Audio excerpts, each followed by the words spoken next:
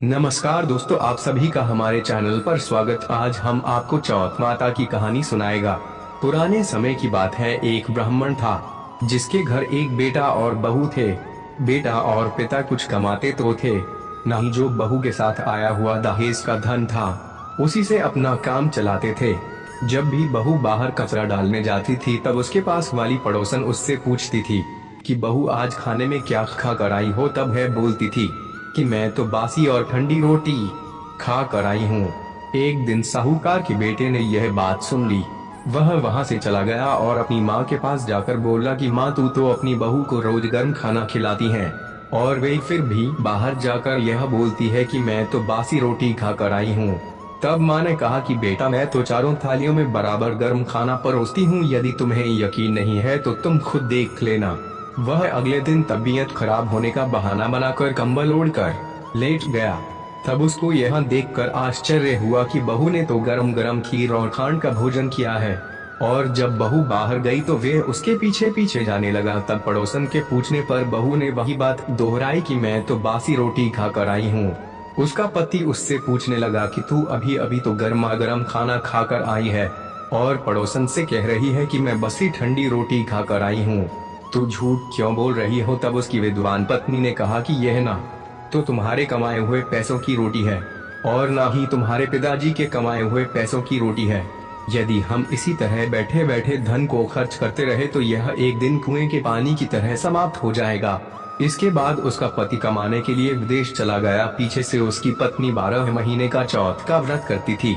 उसको विदेश में रहते हुए 12 वर्ष व्यतीत हो गए। तब चौथ माता और बिंदायक जी महाराज ने सोचा कि इसको अब घर बुलाना चाहिए।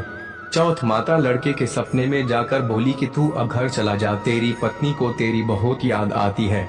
वह बोला कि मैं घर कैसे चला जाऊं, मेरे यहाँ इतना बड़ा कारोबार फैला हुआ है।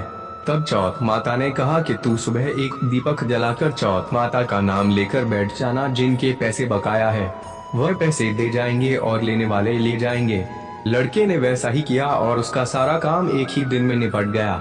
जब वह घर जा रहा था तो उसे रास्ते में एक सांप दिखाई दिया जो आग के पास जा रहा था।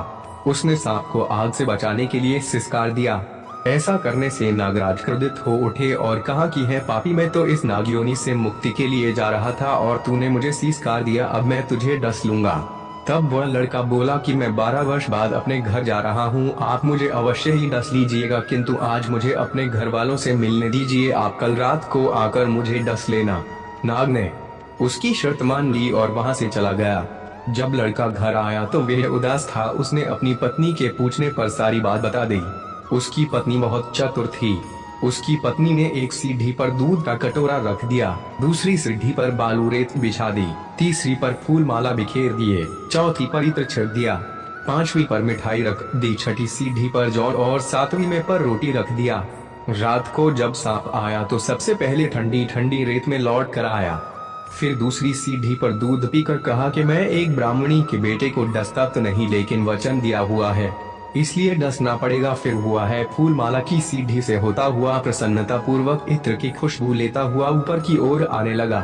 सांप को ऊपर आता हुआ देखकर बिंदायक जी ने चौथ माता से कहा कि इस ब्राह्मणी के बेटे की रक्षा करनी होगी, क्योंकि इसकी पत्नी इसके लिए चौथ का व्रत करती है, उसका फल तो देना ही पड़ेगा। तब बिंदायक जी ने सीढ़ी पर रखे हुए आँखों से सेल सुई बनाई और चौथ माता ने रोटी की ढाल बनाई और सांप के आगे लगा दी। बिंदायक जी ने जौ के सेल बनाए थे, उनसे सांप की मौत हो गई। सुबह उस लड़के से मिलने गांव के लोग आने लगे, क्योंकि वह 12 वर्ष के बाद वापस घर आया था। लोगों ने उसे आवाज दी, लेकिन वह तो उदास बैठा था इसलिए बोला नहीं। जब उन्होंने देखा कि सीढ़ियों पर तो खून पड़ा हुआ है तो वे चिल्लाने रोने चीखने लगे कि ब्राह्मण, आज तो तेरा बेटा मर गया। यह सब देखकर ब्राह्मणी भी जोर जोर से रोने लगी। आवाज सुनकर उसका बेटा नीचे आया और कहा कि माँ, मैं मरा नहीं हूँ, यह तो मुझे डसने आया सांप मरा है।